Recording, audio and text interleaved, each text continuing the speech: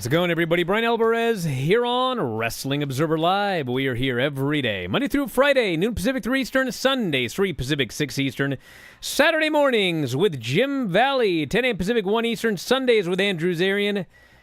And yes, it is Wednesday on this show, and you know what that means. Tonight is AEW Dynamite, and we have a lot announced for the show. They added a couple of segments overnight, this morning, today, and they also announced that later on today, man, I thought we were done with it, but apparently not. The rankings will be updated. So for those of you that love to tear apart or analyze or whatever, make your own stories about the rankings, well, today's your lucky day. We got the lineup for the show. We'll talk about that, as well as last night's NXT, which second week in a row, big improvement over what it had been the last couple of months. And one of those shows where they did something that just, it was so good that it made me so mad. So we'll talk about that here today. Got the lineup for Stand and Deliver. We have got a bunch of other news as well, including the announcement of Double or Nothing. I thought we might have to wait until the next pay-per-view wrapped up for them to announce Double or Nothing, but they did. And as I pretty much had told everybody, well, it is going to be taking place on the same weekend as the Observer F4W convention. So I think that you should go.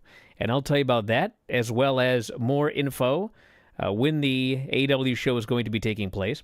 We got Raw notes, the ratings from Monday night, which nothing particularly special about the ratings until you look at the quarter hours. We'll tell you about that. We have the stipulation for the New Japan King of Pro Wrestling provisional title match coming up. Fans have voted. Thank you, fans. We'll tell you about that and so much more. Back in a moment, Observer Live.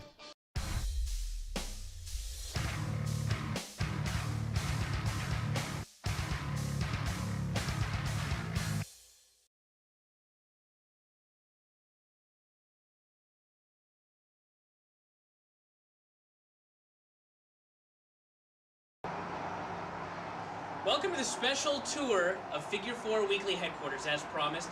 Today I will be accompanied by my assistant Vincenzo, so let's get moving.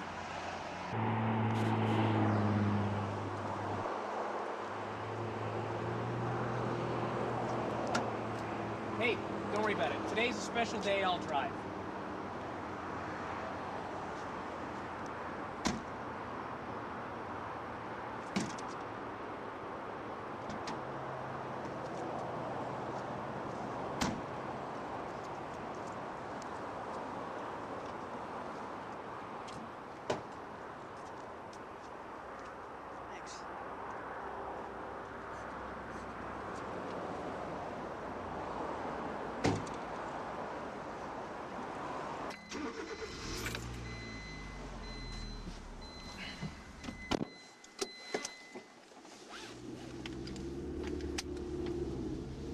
Vince, today's gonna be a good day, so let's not F anything up, okay? Now, I'd like to tell everybody, I just want to give a short speech on the way to the compound here today, and that is that we are going through very tough economic times right now. Right, Vince? It's a time of stock market crashing, the yen is devalued, a time of woe and want. And many of you watching this right now, for all I know, are unemployed. But the good thing is, and I always like to look on the bright side, as Vince is well aware, the good news is that for every dark cloud, there is a silver lining. And the silver lining is that Figure 4 Weekly is doing great. It's a huge success right now. Subscriptions are up, quality is down, profit margins are skyrocketing, things are going very well. So the one thing is that I don't want to make it seem like money is everything, because money cannot buy happiness, but what it can buy is enormous houses, and that makes me happy. So we will be going to see my enormous house, the Figure 4 Weekly compound, and that's where we're heading right now.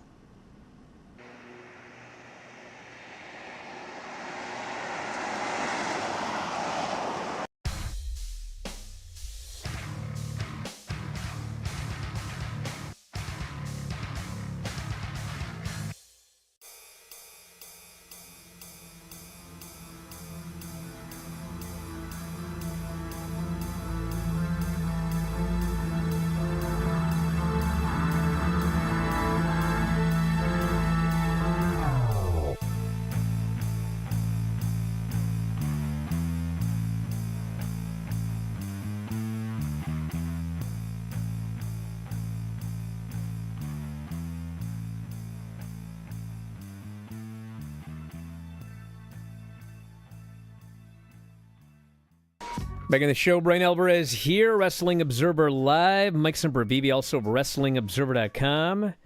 And we got a lot to talk about here today, but I want to make a note about the Raw ratings before we go any further, because apparently it's been the subject of much debate. Raw show Monday, 1.73 million viewers and a .57 in 18 to 49. Bachelor on ABC, 4.14 million and a .8, which is very high. And Iowa versus West Virginia NCAA Women's Basketball Tournament, 4.9 million viewers, which would be the third largest viewing audience for a women's NCAA tournament game in the past 20 years. And Raw was up 2% in total viewers. Rating was up from last week, the 18 to 49, which did a .55 last week. And the hours, 1.76 million, 1.83 million. Second hour is now consistently higher because of the daylight savings time switch. And the third hour did 1.60 million. And as a guy who, I got to hear it all the time, oh, yeah, hate CM Punk. Well, I'm here to defend CM Punk from a bunch of stupid stuff written on the internet. The usual, they couldn't get 2 million with CM Punk. The quarter hours for this show, this was one of those shows where it's kind of just sort of going like this, and then it goes ram straight up in the air. That's CM Punk, Seth Rollins, and Drew McIntyre segment did a whopping 2.2 million viewers for Raw. I'm not even sure the last time the show did 2.2 million viewers for a quarter, but man, that thing shot straight up. And next week, when they have The Rock and Roman Reigns advertised for the show, I think we're going to have another one of those. I think, if I recall correctly, the last time it shot straight up, I think was when they did that Cody Rhodes deal last week on the show. If I can find it here. That would have been, what's today, March 20th? Yeah, so the Cody Rhodes segment also shot straight up last week, which I was very, very impressed by. It was like the highest rated show, or highest rated quarter on the show by far, 1.96 million. So it shot even higher than that for CM Punk in Chicago with Seth Rollins and Drew McIntyre. And man, whatever the heck that segment was. You know what that was? That was a promo train wreck, is what that was.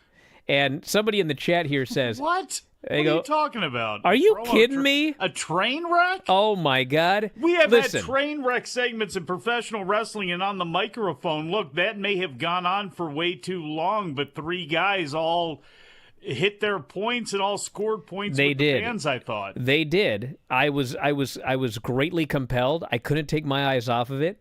But, listen, I don't want this to go out on the internet saying that I'm saying this is true. I'm just saying this as a fan, okay? I watched that segment, and someone in the chat here goes, pretty sure all three of those guys actually hate each other. And as a fan watching it, I thought, I'm pretty sure those three guys hate each other. And even Seth goes, are you guys done trolling each other yet? Because Drew and Punk going back and forth. Listen, everybody, there were some, anytime you do anything like, everyone's kind of pretty much on the same page mostly, but not always. And I don't care what anyone tells me. You cannot convince me for any amount of money that it was scripted for Drew McIntyre to say, I'm the chosen one, or whatever it was he said, and for CM Punk to respond with, who named you the chosen one? Say his name. Because everyone knows who... It was Vince, and that was Punk's little checkmate right there. And, Drew laughed it off and everything, but there is no way that they are scripting a Vince McMahon line into television. That was one where they decided to, and that happens sometimes. So, but anyway, I couldn't take my eyes off it, and neither could anybody else. 2.2 million for that quarter.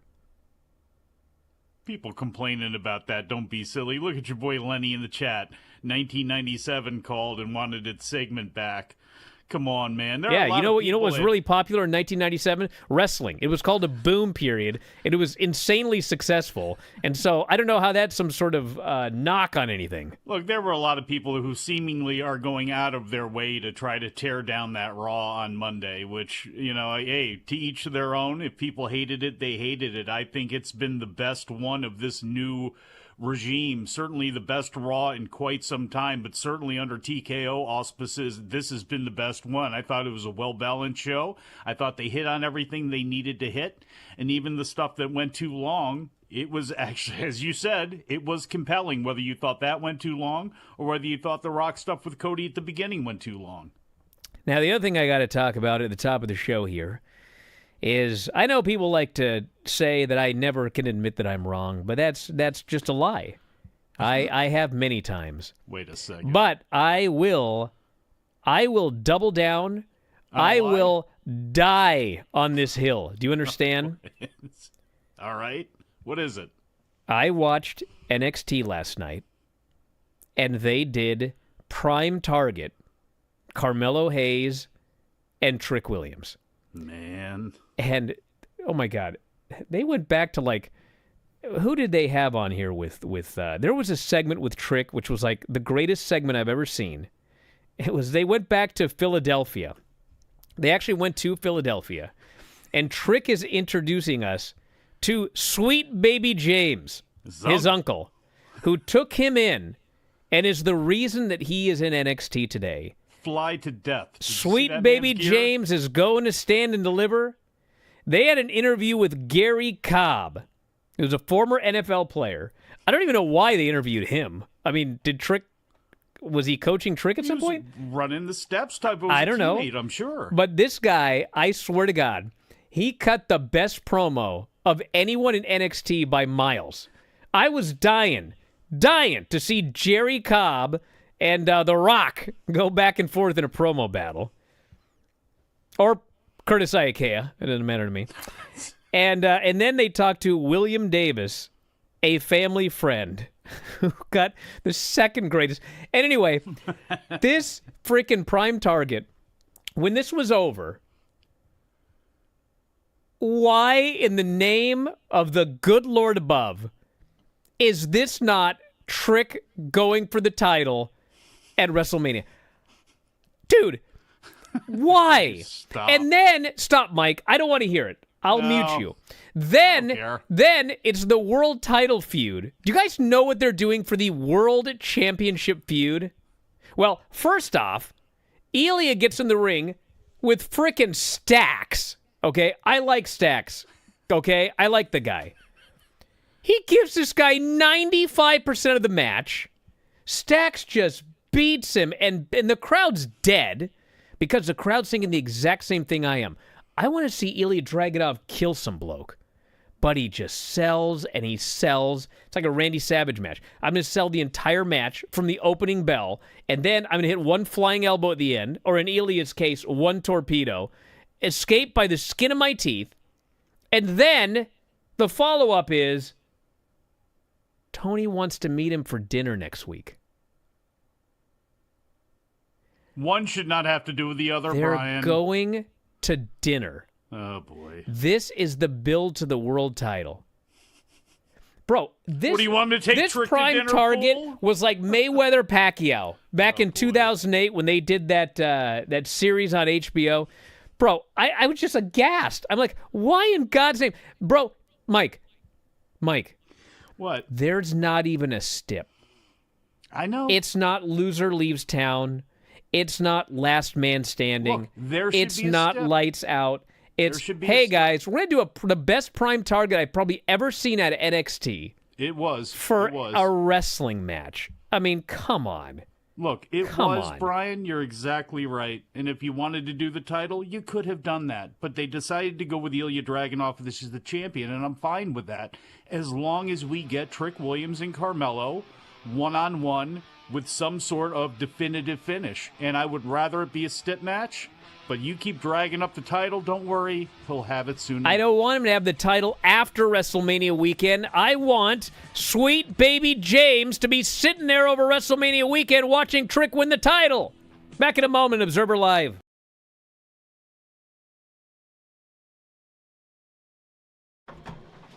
Hello, ladies and gentlemen. How y'all doing?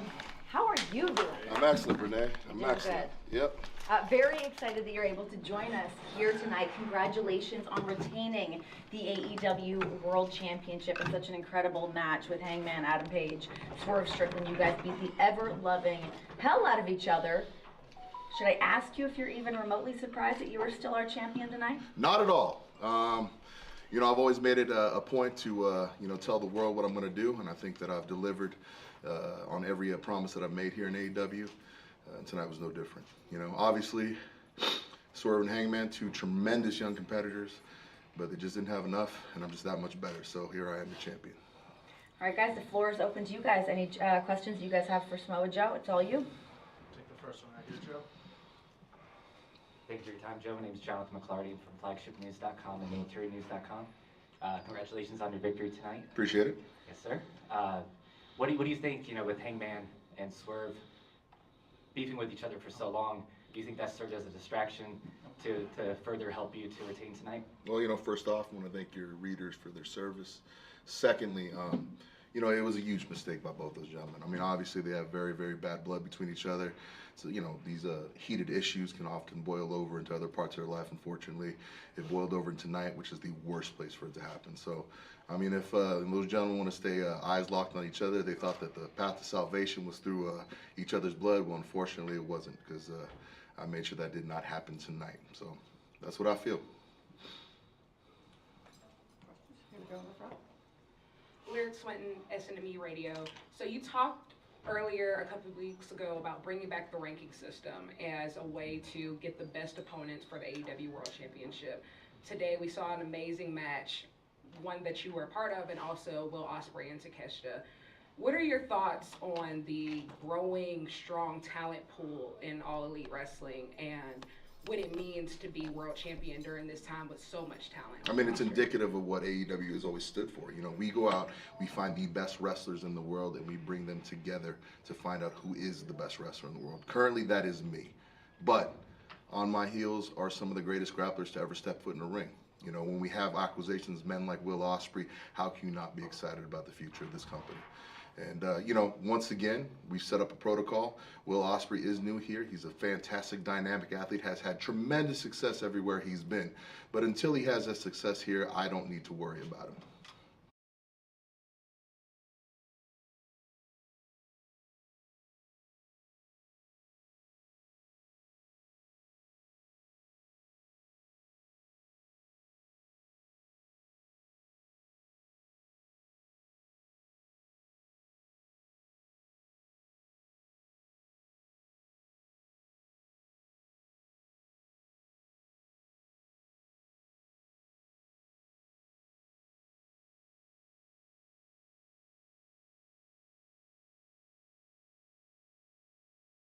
Back in the show, Bryan Alvarez here, Wrestling Observer Live. Mike Sempervive, also of WrestlingObserver.com. So yes, they did announce it. Double or Nothing is going to be taking place on Memorial Day weekend, as we expected that it would be. And can I find it already? Here it is. Sunday, May 26th is the date. MGM Grand Garden Arena. Ooh. For those of you that go to those big UFC events there. Box. Tickets will go on sale to the general public this Saturday.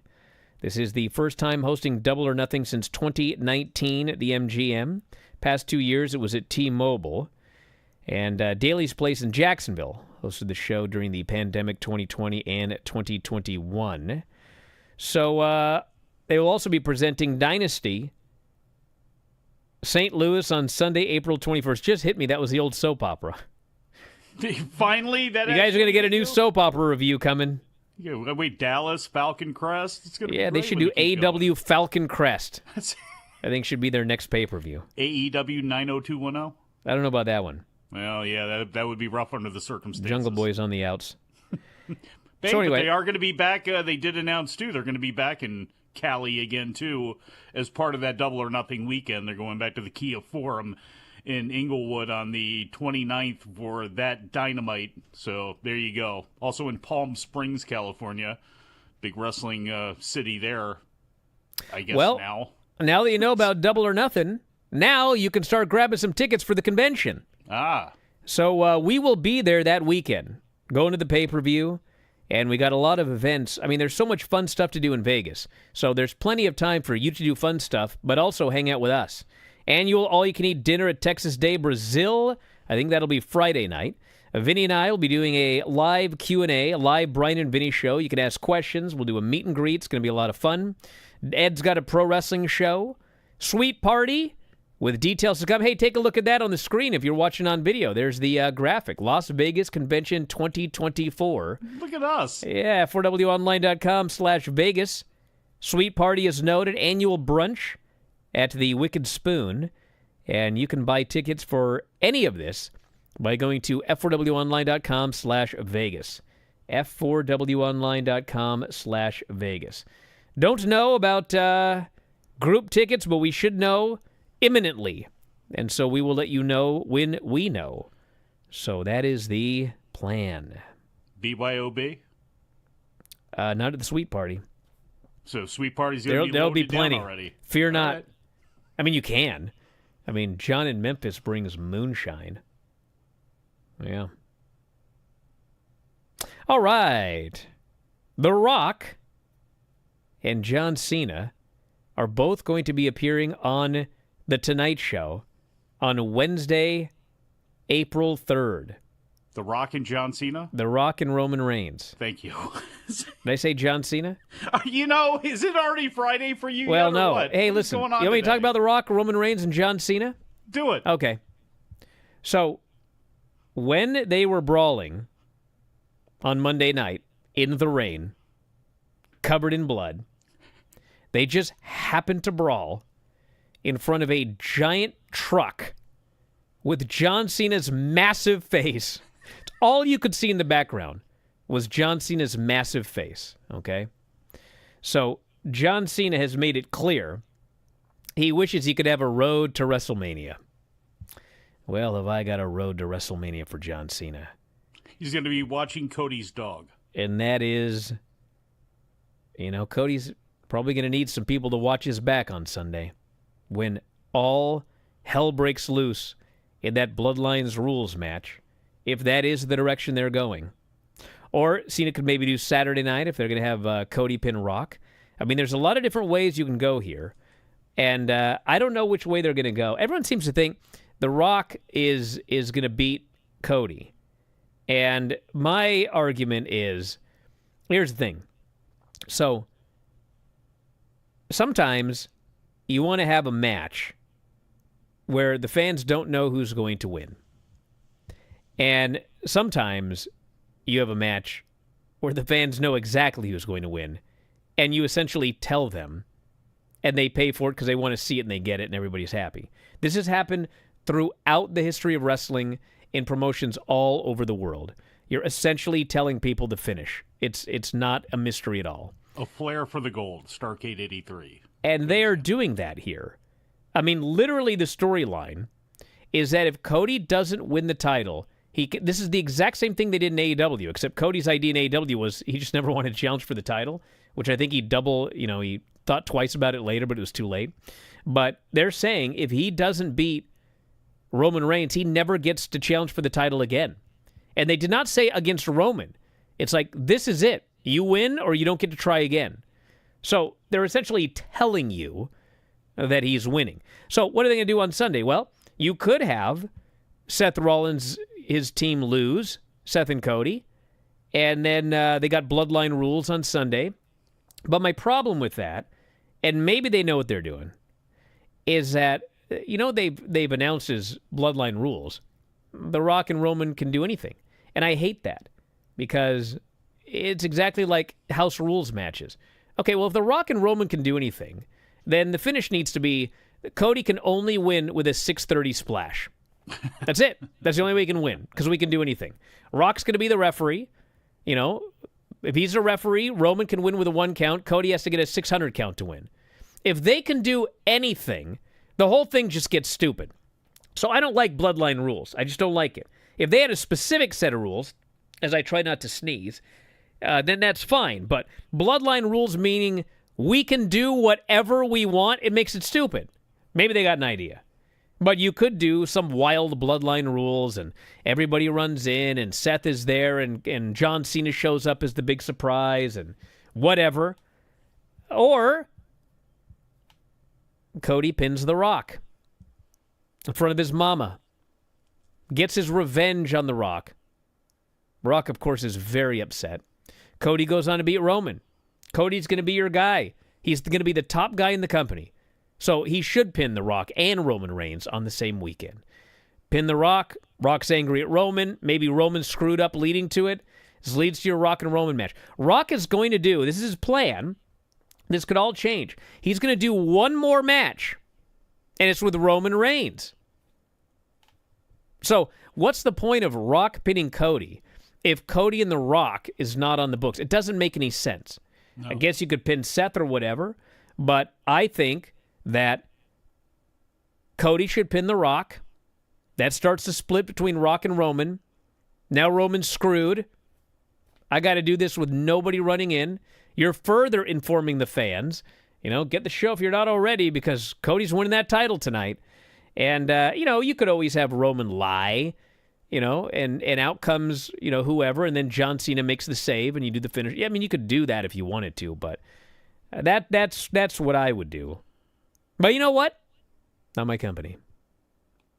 Or because of the numbers game, you have John Cena out there to offset Solo Sikoa on Saturday, because I think your scenario is the one that makes the most sense, which is Roman and The Rock. There is some sort of miscommunication that happens, which leads to Cody getting the pin on The Rock. Now, I guess what you could also do, depending on when you're going to have Seth Rollins defend that title against Drew, even though it's not, I don't think they'll do this, and it's not the best idea, but you could take Rollins out of that match if you decide you're going to do that match on Saturday. You could do that, I guess, if you wanted to, and then have John Cena fill that position, because it's not a downgrade, I don't think, for people. It kind of, again, you get The Rock and John Cena in the ring at the same time. You get a huge star, so you could do that way if you wanted. But I think John Cena's presence out there to offset maybe Solo Sikoa as Jay offsets Jimmy, I think that might be the way to go. Now, is Paul Heyman going to be allowed to be out there with Roman on Sunday? I don't know.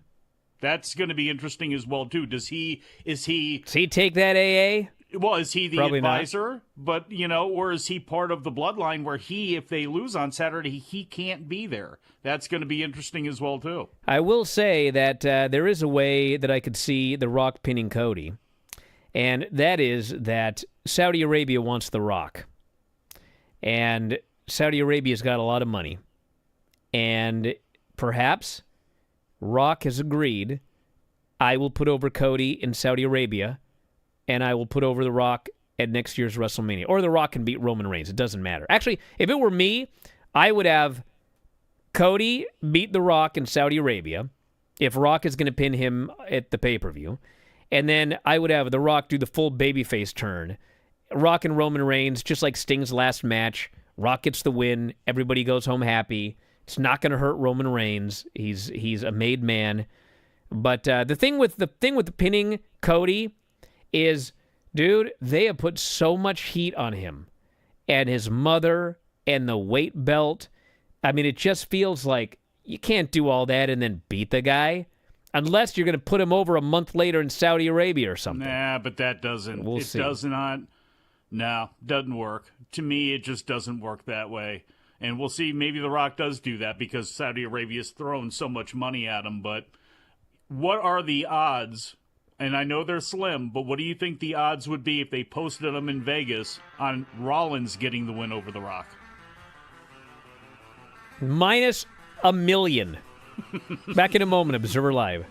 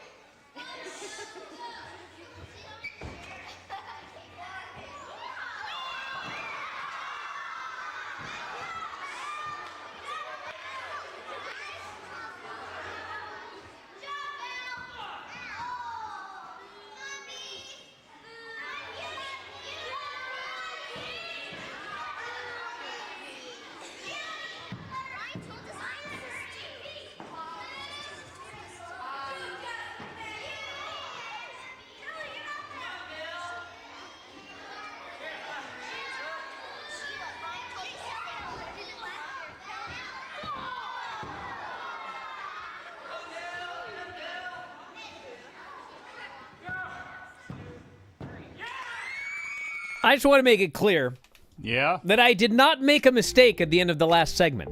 No? I purposely said minus 1 million Yes. so that I could come here after the break and prove that when I say something wrong, I will correct it. The odds are actually plus 1 million. Yes. No chance. Yes. Good thing I'm going to double or nothing. Maybe I'll do some gambling. You gonna be putting some prop bets down on the AEW show? You gonna be parlaying some things together? Nah, I don't bet. But I will bet. I bet this next match is going to be the greatest. All right. Fans have voted. Oh no. Yes. Yes, Great-O-Khan and Tangaloa will be battling in a rural revitalization in Hamamatsu match. Rural revitalization in Hamamatsu match. It will be best of 3 falls. The first fall, 10-minute most covers match. Every pinfall attempt results in 1 point. So we are guaranteed a second round. Second round is a 5-minute eel eating contest. Whoever can eat the most eel will win that round. And presumably, I mean, it could be over at that point. Right? Yeah, that's true. Great-O-Khan gets the most pins and then he eats more eel. Yeah. It's over. He is the rural revitalization in Hamamatsu champion. But if it goes to a third fall, it will be a strap match. Competitors join with a strap and must touch all 4 corners consecutively. Yes. Have you ever had eel before? No. I've had it with sushi. It's fine that way in small doses when you have a bunch of other sushi and sashimi laid out on your plate, but I don't know about cooked eel. And, well, Great-O-Khan, is it possible to use the eel as a weapon? These are questions that I'm going to it is an need to eating answer. contest, bro. A travel guide for Hamamatsu reads, They've had pie eating contests, and we've seen pies go in faces. well, What could you do with that eel? Bro, this ain't no joke. All right. Serious business. A travel guide for Hamamatsu reads, if you hear Hamamatsu, you think of eel. When you think of garbage, think of Akeem. It should be noted that 14,704 fans, 14,704 great fans. Will not Well, actually, be that's in not true. Sumo Hall. They will not be in Sumo 14,704 voted, but 10,624 were great fans who voted for the rural revitalization rules. Approximately 4,070 fans wanted that other stupid stip.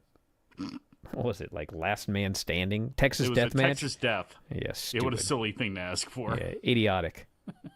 It was a landslide. It was a landslide. So there you go. I'm excited for that match. Now, if Okan wins that, does he automatically get a shot at the winner of Naito and Sushi? I don't know. It's Like to Naito find out. and Suji, not sushi. That's why you were I confused. said Suji. No, I didn't you say definitely sushi. said sushi. That's I what wish I I could heard. have some sushi right now. Maybe I'll go get some after this show. Tonight is Dynamite. Montreal, Quebec, Canada. Montreal? Is that Say- correct? I do like Vinny, where every now and then I roll my R's. Incorrectly. Let's see how the show's doing, according to WrestleTix. They've been doing better of late. All right, Montreal. I don't know where it's at. How come there's no update? Quebec is where it's at in Canada. I know that, but it's not in Montreal? Yes. Well, I at Googled the, Montreal, and it didn't come up. Not the Coca-Cola Arena. What do they call it now over there? All right. Telepoint Arena, something like that. Quebec. Center Videotron is Yeah, where it is at. Videotron, that's what it is. 4,117 tickets. Not bad. They got 312 left. And this is the lineup. Chris Statlander, Willow Nightingale, Sky Blue, and Anna Jay. Number 1 contenders match with Mercedes on commentary. Yes. Swerve Strickland versus Takeshita in what is now being billed as a number one contenders match. Good. Good thing we're doing this before these rankings come out. Oh, stupid rankings. Will Ospreay will be facing Katsuyori Shibata. We have got the tag team tournament quarterfinal matches with the Best Friends versus Undisputed Kingdom and the Young Bucks versus Private Party. That is the lineup for the show. Should mention that WWE is doing a very, very good job in terms of advertising matches and lineups in advance. We've already got 2 segments for Raw Monday. Rock and Roman appearing in DIY versus the New Day, or DIY and the New Day versus the Judgment Day. And they've already advertised 5 matches for next week's NXT, 6 days from now. We've got Anderson and Gallows versus Axiom and Nathan Frazier versus Joaquin Wilde and Cruz del Toro. That match sounds awesome. Yeah. For the number one contendership at the pay-per-view. Carmelo Hayes and Trick Williams will have their final face-off. Supernova sessions with Lyra and Roxanne. Sol Ruka versus Blair Davenport. And Fallon Henley versus JC Jane. That is the lineup for next week. Well, let's be real about this, too. If you've been dotting your I's and crossing your T's and you're booking towards a certain date, which they are with Stand and Deliver, they should have this stuff laid out and ready to go and an idea on what they want to do and be able to advertise things. Any wrestling promotion should be able to do that only a couple weeks out. So, yes, we should give them credit for it because it has been so slapdash in the past, and it is often the case with AEW, the same exact thing, but these are things that it's like, okay, we'll give you a little gold star, but that's all you're really going to get for doing what you should be doing. All right. So I'm working on a business deal right now that you'll be all pleased to hear about. Ooh, does it benefit me? No. Oh. All right. Got that handled. All right. This is an all-timer right here, brother. This show, not even close. Have you listened to this show before? I try not to this go back and do that. This isn't even in the top 50% of all-timers on this show. All right. Yeah, Tony's just not that Tony. Leader, texting me repeatedly. All right. Tell him I said hi. So a couple of notes from the NXT show. Besides that, awesome. There was actually a lot of really good stuff, I thought, on the show. And one of them, obviously, was the Prime Target. That was by far the highlight. And the other thing that I loved, and I encourage people to watch it, is the main event. Alpha Academy versus Braun Breaker and Baron Corbin. Man, Braun. Dude, this match was great. And I've said it before. I prove myself right every time I watch NXT. Braun and Baron are an incredible team. They are being wasted in NXT right now. I know when they call Braun up and start pushing him after Mania, it's going to be as a singles guy. But it makes me sad because, golly. Don't be, Brian. There's a chance that Baron Corbin comes up right there with them. And hey, even if they are not partners, they can be associated together. I would be totally fine with that. And they were wrestling Tozawa and Otis. And the story is that if Tozawa and Otis won, they would end up in the tag match at Stand and Deliver. They did not win. But, dude, I'm telling you, this Otis, he stands out so much better there, doesn't he? Well, here's the thing. He is great at being American Super Porky, okay? He's fantastic at it. Comedy, silliness, crying over a ham, whatever. But there was no comedy from Otis in this match. This was a match where Otis is fighting for a shot at the tag team titles. He's facing Braun Breaker and Baron Corbin. And he's decided, today I shall be Vader. And, God, when this guy is serious, monster, he is great. And, like, Braun Breaker and Baron Corbin, they're a big powerhouse team, and they do all this cool stuff. but then they run into this walking brick wall of pain. And then, of course, Tozawa's, he's great. You guys, some of you don't remember Tozawa. This guy used to be 220 pounds. Yeah. He was a big fat guy. Let's not push that here. Well, maybe 200, but he was a big fat guy. And I guess one day, he wanted some motivation to lose weight, right? And then he did some sort of series where he was going to lose X amount of weight by the end of the series or whatever.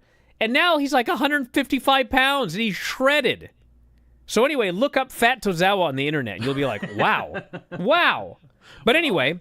Didn't have much motivation there for a while. So the finish of this match was just Tozawa, first off, they gave Otis a double power bomb through the announce table. And it was like a seismic event when he went through that table. So he's out.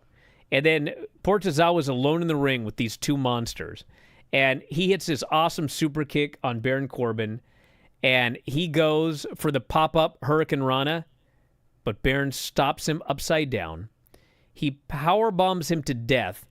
He hoists him up into the backward roll that Wardlow does. But instead of going for another power bomb, he hoists him into the backward roll. And all of a sudden, Braun comes in and mowed this guy. I mean, he sliced him in two with a spear, and he pinned him. This match was awesome. Absolutely awesome. And when it was over, it's there's a lot of, the match next week, it's going to be Braun and Baron against either the LWO, the OC, or Nathan Frazier and Axiom. Any of these matches would be good. But it's got to be Nathan Frazier and Axiom. I hope so. Braun Breaker and Baron Corbin versus Nathan Frazier and Axiom. I'm not kidding. That could be the match of the weekend. I mean, that would be amazing. So I'm praying. I prayed for the rural revitalization match. I am praying Axiom and Nathan Frazier win this match. And they don't do some schmoz and end up doing a four-way. It's just got to be 2-on-2. Man. Although loved the party afterwards with Carl Anderson, Luke Gallows, Braun Breaker, and Baron Corbin, that cookout and party afterwards, that could be more fun than anything that takes place with the match. But, yeah, I would like to see Axiom and Nathan Frazier just because I think they're a great team.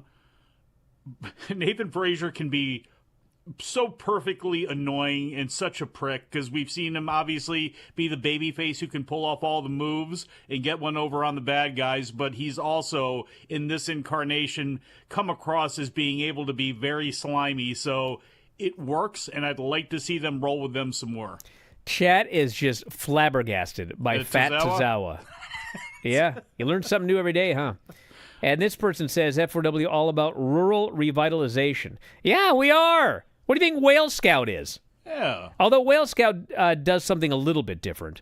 I guess you could consider it rural They take stuff that is now, they make it rural again. Is that rural revitalization? Yes. For this show it is. Anyway, back in a moment, Observer Live.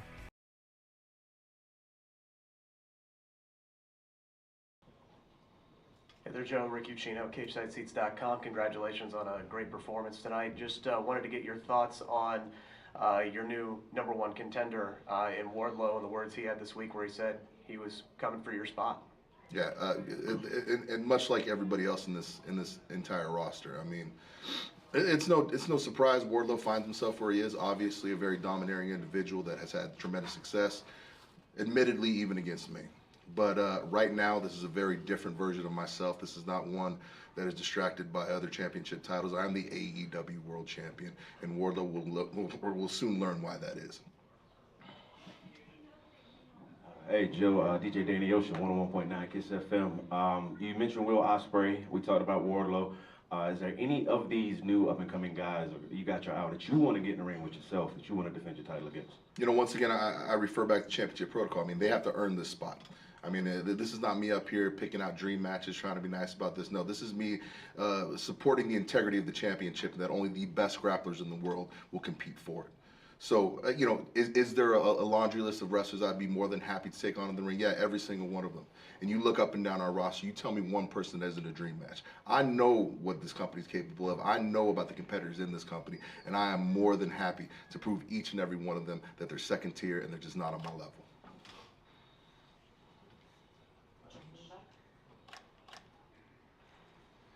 Hey Joe, Swerve made light of the announcing in a poncho situation. Was there ever a time in your life that you doubted that you would be back here where you are in this position? No, because obviously I was planning and taking the time to recover so that I could be back here at this capacity, competing at this level. Far too many dumber athletes in this industry don't take the time to heal. Don't bet on themselves and say, hey, listen, I'm going to step away from things a little bit, and I'm going to come back not 90%, not 80%, 110%. And I took that time, and I came back 110%. Now I'm AEW World Champion.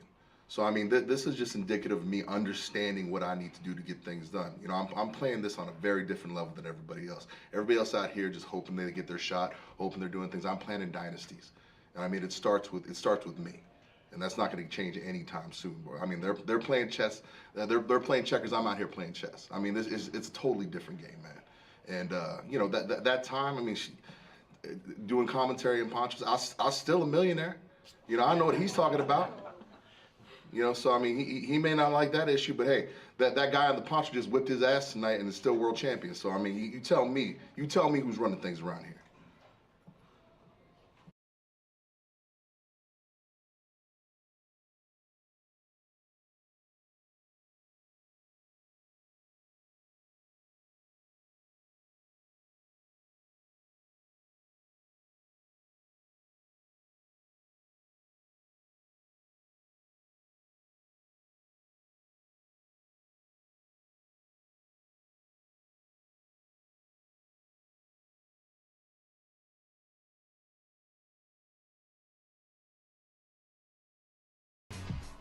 Well, speaking of Whale Scout and rural revitalization, to go to my Twitter at Bryan Alvarez, X, whatever it's called, or you go to facebook.com/Whale Scout.